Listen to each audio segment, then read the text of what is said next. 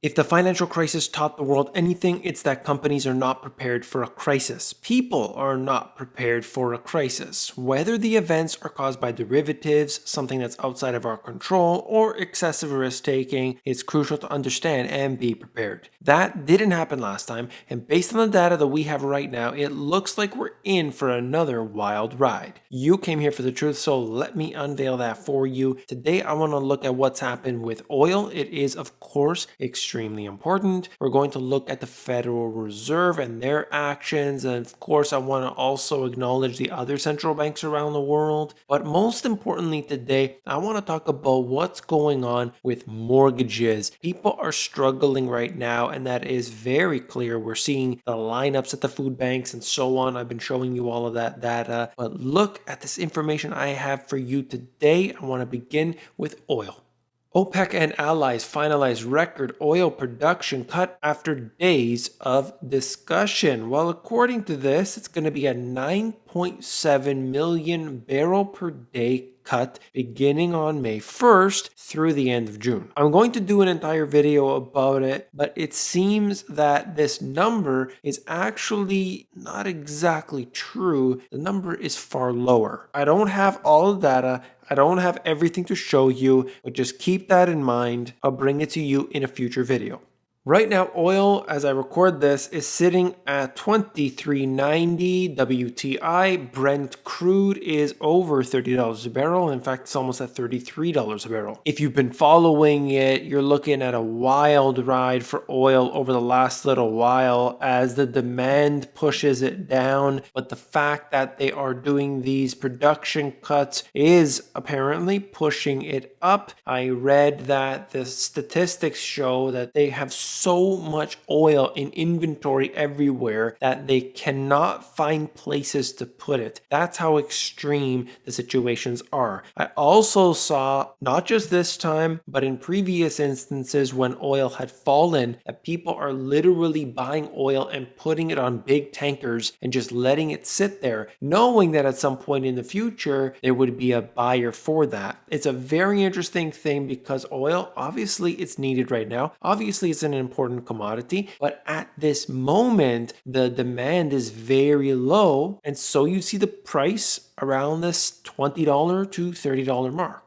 Exclusive: JPMorgan Chase to raise mortgage borrowing standards as economic outlook darkens. Now, what exactly are they doing? Well, they're trying to cover their own backside. JPMorgan, the country's largest lender by assets, is raising borrowing standards this week for most new home loans as the bank moves to mitigate lending risk stemming from the issues we got going on today. Just to summarize the situation, customers applying for a new mortgage will need a credit score of at least 700 and will be required to make a down payment of 20% of the home's value. So they're trying to get a little bit more strict at a time they absolutely know that delinquencies are on the way up. A lot of people are not going to be paying their mortgage. A lot of people are not going to be paying their rent. The question at this point here is not whether people will be paying or not. We know many of them can't. That question is, how long is it going to go on for? If it goes on for a month or two, sure, the people can probably handle it. They'll scrape by, they'll go to the food banks, they'll do what they have to. The lenders, they can withstand it. They've got a little bit of a buffer. But if it moves on to 3 months, 6 months even, oh no, it's going to be a very big problem. So check out this article out of Bloomberg here. If a large percentage of the servicing book, let's say 20 to 30% of clients you take care of, don't have the ability to make a payment for 6 months, most servicers will not have the capital needed to cover those payments. So let's make that very clear. We've got that 20 to 30% range for the amount of people and a 6-month period. That right there is enough to collapse the markets. Of course, how does that work? One company after another starts to have some serious strain. The stocks start to come down. The derivatives start to unravel with it. And we have something that that, in my opinion, will easily be bigger than 2008 because it's not necessarily the banks that screwed around to create problem. The problem is everywhere. This is the chart that goes along with this article. New wave, up to 30% of home borrowers may need help topping the last crisis peak. If you can't see it on here, this peak back in, which is actually the beginning of 2010, is 10%. If they're suggesting up to 30%, this could make the financial crisis, and more specifically the housing crisis, look like nothing. But it all depends on how it unfolds. There's a lot to this. It's not simply a matter of one number versus another. Regardless, it's extremely big. It's extremely big.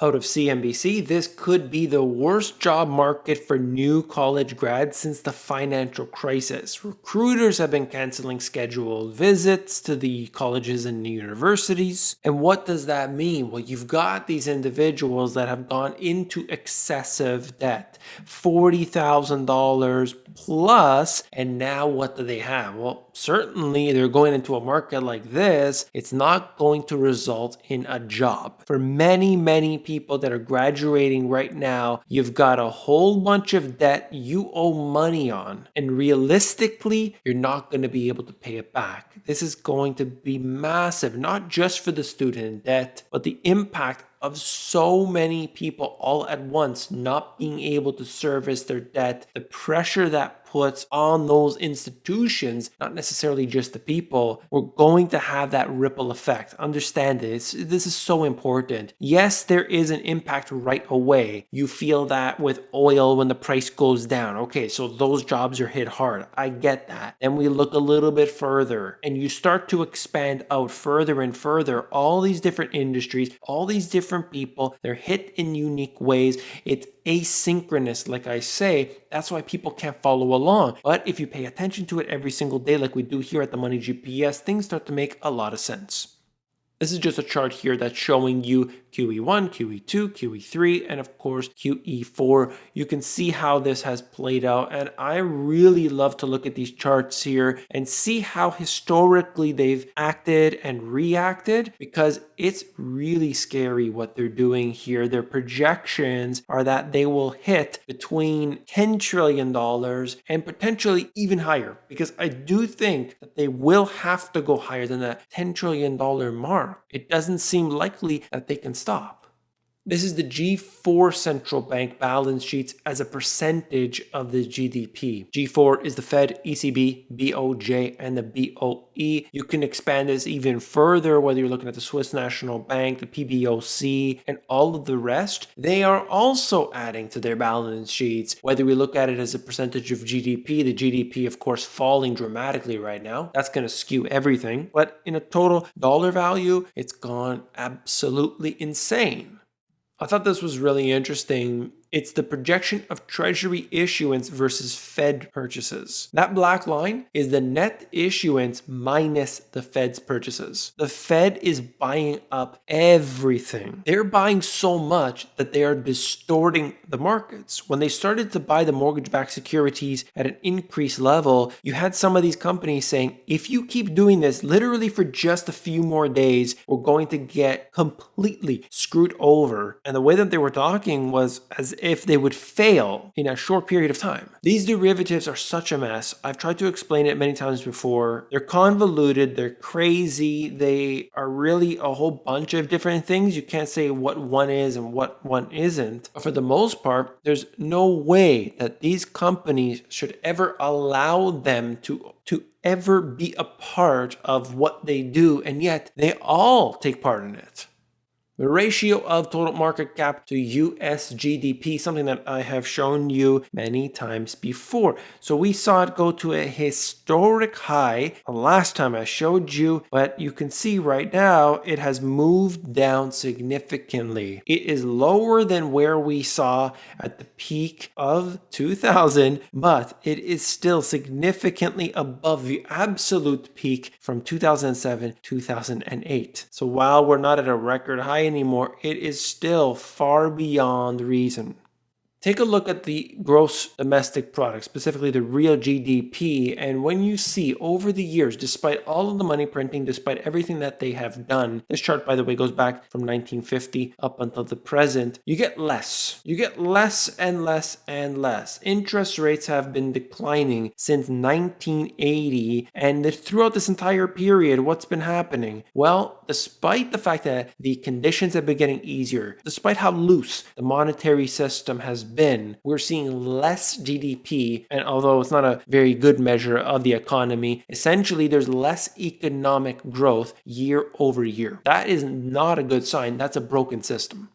Northman Trader said this: the Wall Street Journal editorial board tells you what the new price distortion is all about. Save Wall Street and the top 1% and hope for the trickle-down economics later. Make no mistake that the Fed is protecting Wall Street first. The goal seems to be to lift asset prices as the Fed did after the financial panic and hope that the wealth effect filters down to the rest of the economy. That's right. That's probably a realistic assumption. They're going to give it to the banks. So you got the Fed right up here, and they're going to give it to these banks. These banks are going to, of course, make it rain on everybody, and that's going to somehow spread all throughout the economy, and everyone is happy. That's right. That's the way that this works. Fantastic. Northman Trader also said this: wealth inequality is accelerating even further. The lower income brackets are getting laid off and their livelihoods destroyed, and the majority of rescue packages and bailouts are geared towards stockholders and the investor class. Business as usual. It's unbelievable what they're doing, and people this time around, it's crazy, but people are saying yes, do it, do it, do it, because they don't have any other options, or at least that's their mentality. They're trying their best. Let them do it. Let it happen. Don't say anything about it. They have no clue what they're signing up to. This is a very real indicator. I like to show you Google Trends as often as possible, and in this case here, blood plasma. Take a look since the financial crisis. It's subtle, but it's certainly there. Now, blood plasma, this search term has been increasing. If you look at it from 2007, I'm basically trying to show you from before the financial crisis up until today, it has been climbing steadily. And now, of course, we see that spike going up much higher. I can actually zoom in if you want to take a look at this. I'll show you the last 12 months and then give you an idea of where this is going, and you can see it's very clear, obviously, where this tells us something very important, that people are looking to make money. And why? Well, they're out of work, so they're trying to do whatever they can to make some cash. It's truly not a good sign. If you found this video informative, please give me a thumbs up by clicking one button on your screen. You're supporting me. Thank you very much. If you want to see my content that is available on Instagram, on Twitter, I've got a lot there, unique stuff. Check it out at The Money GPS. If you want to learn how to sell products online and you don't want to pay a dime, I've got a free e-course. It's called the Amazon GPS. It teaches you everything you need to know step by step. Check it out at theamazongps.com. The financial system is convoluted, it's confusing, but I've made it very simple in these two books. You can check them out at the link in the description. If you want the audiobook, themoneygps.com. This video has performed very well, and the content in it is so important. Have you seen it yet? If not, definitely click on it and I will see you there.